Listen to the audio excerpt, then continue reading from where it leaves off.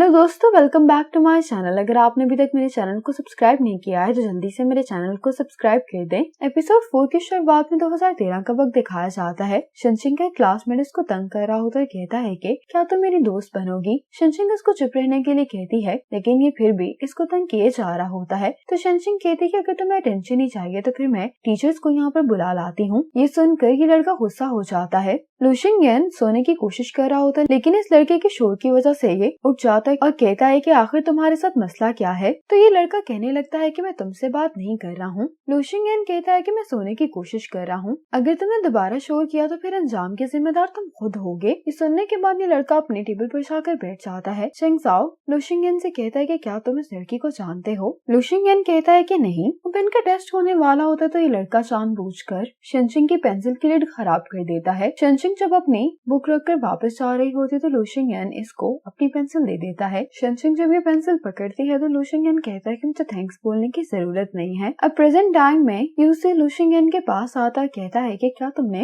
Resort की हकीकत शिनशिंग को बता दी है। तो लुशिंग कहता है कि तुम किस बारे में बात कर रहे हो। यूसी कहते हैं कि काउंटी ग्रुप के साथ जो तुमने एग्रीमेंट साइन किया हुआ इसके मुताबिक तुम्हारा एनुअल प्रॉफिट 5 मिलियन नॉन होना चाहिए। पिछले 2 सालों में 30% का नुकसान हो चुका है। लुशिंग कहता है कि अभी 4th क्वार्टर शुरू नहीं हुआ, इसलिए तुम फिक्र नहीं करो, हम काउंटी ग्रुप की रिक्वायरमेंट्स पूरी कर देंगे। यूसी लुशिंग से कहता है कि तुम पहले से काफी मैच्योर हो गए हो। तो लुशिंग कहता है कि लगता है कि तुम दोनों सारी बातें यूसी से शेयर करते हो। यूसी कहता है कि हाँ, हम दोनों बहुत क्लोज हैं और वैसे भी अब तुम शिनशिंग का माजी बन चुके हो। तुम दोनों के ब्रेकअप के बाद मैंने ही शिनशिंग का ख्याल रखा था। लुशिंग कहता है कि मेरी और शिनशिंग की जो कोलैबोरेशन है वो प्रेजेंट का हिस्सा है। यूसी कहता है लेकिन अगर शिनशिंग तुम्हारे साथ काम ही ना करे तो। लुशिंग कहता है कि इस बात का फैसला तुम नहीं करोगे। अब यूसी शिनशिंग को बताता है जिस टीवी डायरेक्टर के साथ तुम काम करना चाह रही थी, मैंने उसको तुम्हारा प्रोजेक्ट दिखाया और वो काफी इंटरेस्टेड दिखाई दे रहा है और मैं कुछ कंपनीज को जानता हूँ जो तुम्हारे शो में इन्वेस्टमेंट करना चाह रही हैं। वो तुम्हारे शो का बजट भी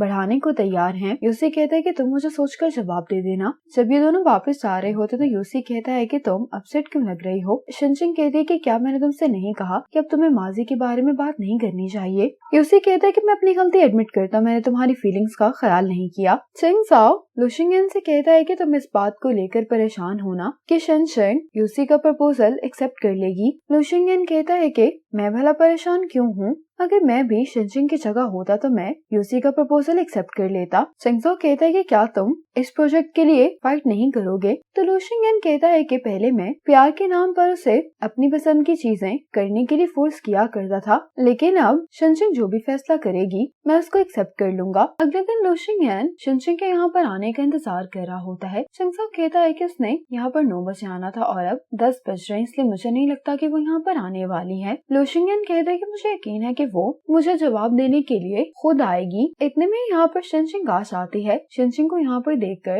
लुशिंग खुश हो जाता है। लुशिंग इससे पूछता है कि तुमने किसको अपना इन्वेस्टर चुना है। शिनशिंग कहती है कि इस वीडियो की वजह से हम काफी पॉपुलर हो गए हैं, इसलिए मैं इतनी अच्छी अपॉर्चुनिटी मिस नहीं करना चाहती। अब शिनशिंग इससे अपने प्रोग्राम का प्लान डिटेल में डिस्कस करने वाली होती है। तो लुशिंग कहता है कि मैं क्यूरियस हो रहा हूँ कि तुमने मुझे ही क्यों चुना। शिनशिंग कहती है कि मैंने यूसी की बताई हुई कंपनी को भी कांटेक्ट किया था, लेकिन मुझे लगता है कि उन पर ट्रस्ट बिल्ड करने में मुझे काफी वक्त लग जाएगा, इसलिए यही बेहतर है कि मैं तुम्हारे साथ काम करूं। हम दोनों के दरमियान जो कुछ भी हुआ है अगर हम उसको साइड पर रख कर देखें तो हम अभी भी एक दूसरे पर भरोसा कर सकते हैं। अब ये दोनों अपनी डिस्कशन शुरू कर देते हैं। शिनशिंग कहती है कि अगर हम लोग अपने शो पर एक डाइवोर्स्ड कपल को इनवाइट करें तो इससे शो और भी इंटरेस्टिंग हो सकता है। लुशिंग कहता है कि हम दोनों सेम कपल के बारे में ही सोच रहे हैं। अब लुशिंग शेंगजाओ के पास आ जाता है, कहता है कि क्या तुम इस शो में पार्टिसिपेट करना चाहते हो। दूसरी तरफ शिनशिंग शेंजू को शो में पार्टिसिपेट करने के लिए मना रही होती, लेकिन शेंजू मान नहीं रही होती। शेंगजाओ भी शेंजू की वजह से शो में पार्टिसिपेट नहीं करना चाह रहा होता।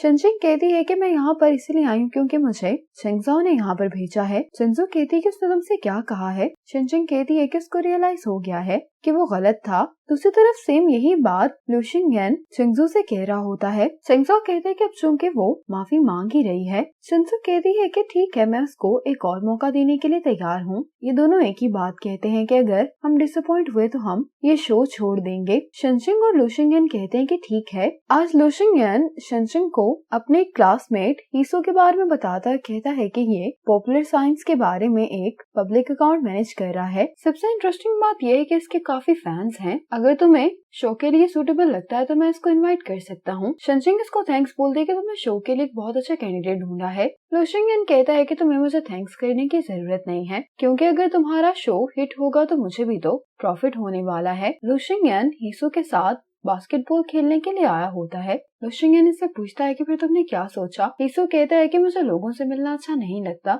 इसी वजह से तो मैंने किताबें लिखना शुरू कर दी हैं। मुझे नहीं लगता कि मैं इस शो में पार्टिसिपेट कर पाऊंगा। लू शिंगयान कहता है कि अगर तुम पार्टिसिपेट नहीं करना चाहते तो फिर हम तुम्हें फोर्स नहीं करेंगे, लेकिन अगर कभी भी तुम्हारा माइंड चेंज हो तो तुम मुझे मैसेज कर सकते हो। अब शनशिंग चिंगजू और चिन को इसी बारे में बता रही होती है कि हमें हीसो ने भी रिजेक्ट कर दिया है। हीसो का नाम सुनकर चिंगजू बहुत खुश हो जाते कहने लगती है कि स्कूल के टाइम पर हीसो चिन को पसंद करता था। शनशिंग इससे पूछती है कि असल बात क्या है, तो चिन कहती है कि हम सिर्फ होमवर्क के बारे में बात किया करते थे। चिंगजू कहती है कि तुम उसके लिए स्पेशल थी, वरना वो होमवर्क हम दोनों से भी डिस्कस कर सकता था। शनशिंग कहने लगती है कि तुम दोनों ही हमारे शो में पार्टिसिपेट कर सकते हो। चिन कहती है कि हीसो इतना सक्सेसफुल है, मुझे नहीं लगता कि मैं उसको डिजर्व करती हूँ। वैसे भी मैं ये बात जानती हूँ एंड में कुछ भी सही नहीं होगा, इसलिए मैं इस तरह का कोई भी रिलेशनशिप शुरू ही नहीं करना चाहती। चिंगजू कहती है कि तुम अपने बारे में इतना नेगेटिव होकर क्यों सोच रही हो। चिन शनशिंग से कहती है कि तुमने खुद ही बताया कि उसने आज तक किसी को भी डेट नहीं किया, लेकिन मेरी डाइवोर्स हो चुकी है, इसलिए मुझे नहीं लगता कि वो मुझे एक्सेप्ट करेगा। शनशिंग कहती है कि चिन सही कह रही है, हमें इसे फोर्स नहीं करना चाहिए। चिंगजू कहती है कि